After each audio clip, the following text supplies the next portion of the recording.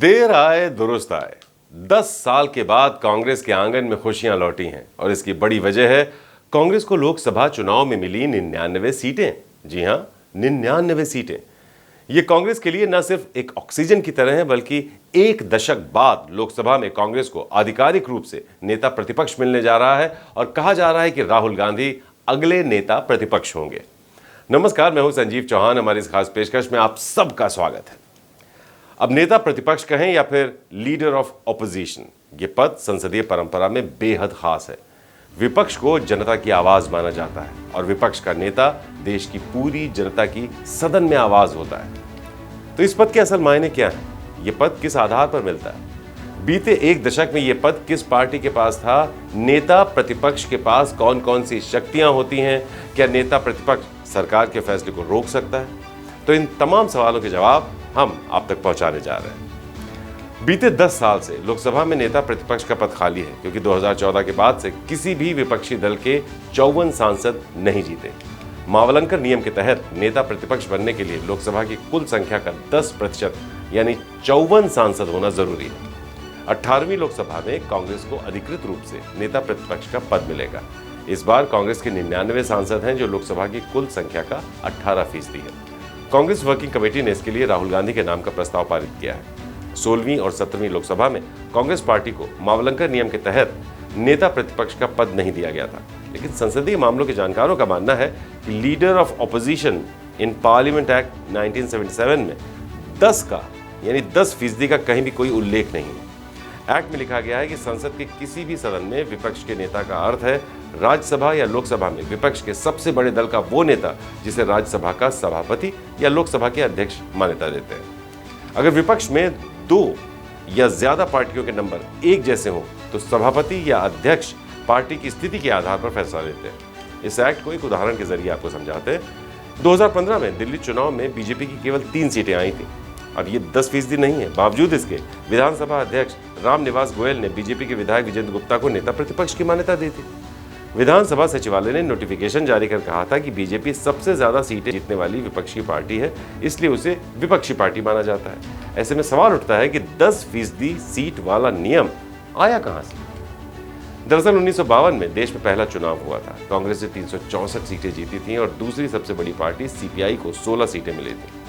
देश के पहले लोकसभा स्पीकर जीवी मावलंकर थे। उन्होंने नियम बनाया था कि लोकसभा में विपक्ष का नेता बनने के लिए कम से कम संबंधित पार्टी की 10% सीटें होनी चाहिए।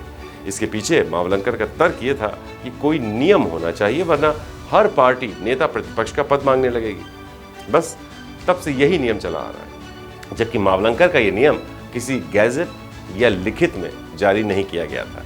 न ही तब कोई गजट में इसका जिक्र आता है, न ही लिखित तौर पर। ये नियम लोकसभा के ही नहीं, राज्यसभा, विधानसभा, अन्य निकायों में भी लागू किया जाता है। आपको बता दें कि पहली मोदी सरकार में कांग्रेस की मांग के बावजूद स्पीकर सुमित्रा महाजन ने नेता प्रतिपक्ष का पद देने से इनकार कर दिया था। 2014 में कांग्रेस की तरफ से लीडरशिप मल्लिकार्जुन खड़गे कर रहे थे, लेकिन वो नेता प्रतिपक्ष नहीं थे। 2019 में स्पीकर ओम बिरला ने भी 10% का नियम ही चलाया। सबसे बड़ी पार्टी के नेता होने के नाते दूसरी विपक्षी दलों ने भी अधीर रंजन को समर्थन दिया, लेकिन मोदी सरकार ने कभी भी अधीर रंजन को प्रोटोकॉल के तहत नेता प्रतिपक्ष का पद नहीं दिया। अब सवाल ये उठता है कि फिर ईडी, सीवीसी, लोक लेखा समिति में अधीर रंजन चौधरी को क्यों शामिल किया गया? क्योंकि परंपरा के अनुसार नेता प्रतिपक्ष को शामिल किया जाता है और वो उपलब्ध नहीं था। ऐसे में मोदी सरकार ने सबसे बड़ी विपक्षी पार्टी के नेता होने के नाते उस कमेटी में अधीर रंजन को शामिल किया था। संविधान ने नेता प्रतिपक्ष को कई शक्तियां दी हैं, जिसके चलते ये पद बहुत खास हो जाता है। नेता प्रतिपक्ष सरकार की निगरानी करता है, वो सरकार को आईना दिखाने का काम भी करता है, वो सरकार के कामों की समीक्षा करता है। Leader of opposition in parliament act 1977 के अनुसार नेता प्रतिपक्ष के अधिकार और सुविधाएं ठीक वैसे ही होती हैं जैसे कि एक कैबिनेट मंत्री की हुआ करती है। सबसे बड़ी बात यह है कि नेता प्रतिपक्ष संसद की लोक लेखा समिति का चेयरमैन होता है। ये कमेटी सरकार के फाइनेंशियल अकाउंट्स की जांच करती है।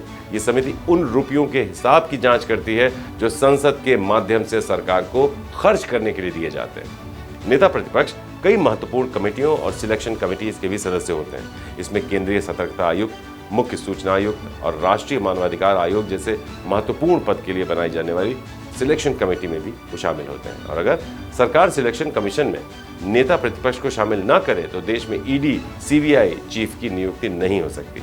इसके अलावा इलेक्शन कमिश्नर की नियुक्ति वाली कमेटी में भी नेता प्रतिपक्ष शामिल होता है। 8 अगस्त 2014 को सुप्रीम कोर्ट ने मावलंकर के 10% के नियम को रद्द करने से इनकार कर दिया था। इसी आधार पर पहली मोदी सरकार ने कांग्रेस को नेता प्रतिपक्ष का पद कांग्रेस पार्टी को नहीं दिया।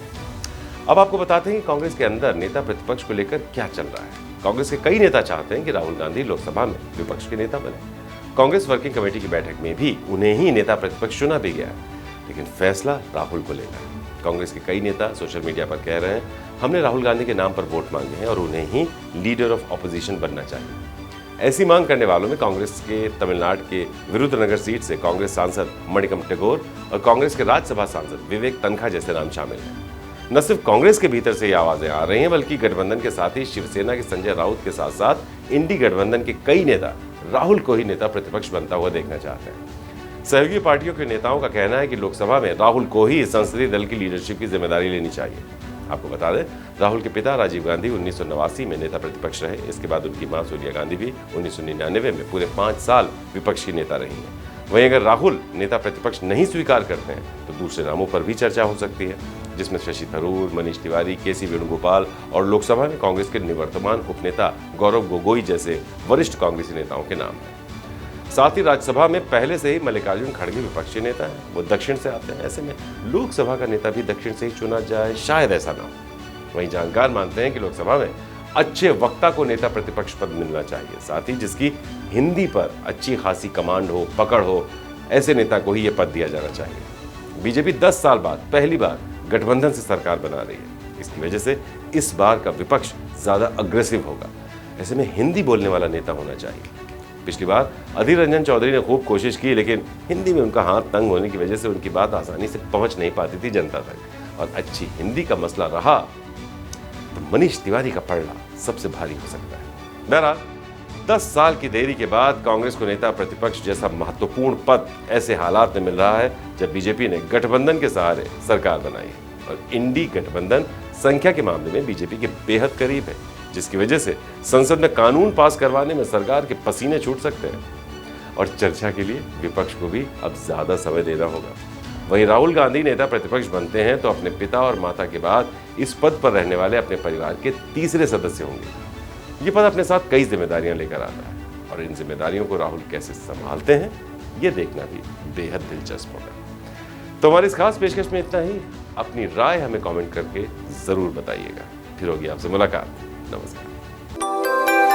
यूपी की हर खबर देखने और उनसे अपडेट रहने के लिए हमारे चैनल श्रेष्ठ यूपी को सब्सक्राइब और लाइक करें। साथ ही बेल आइकन को दबाना ना भूलें, जिससे हमारे हर वीडियो की जानकारी आप तक पहुंचती रहे।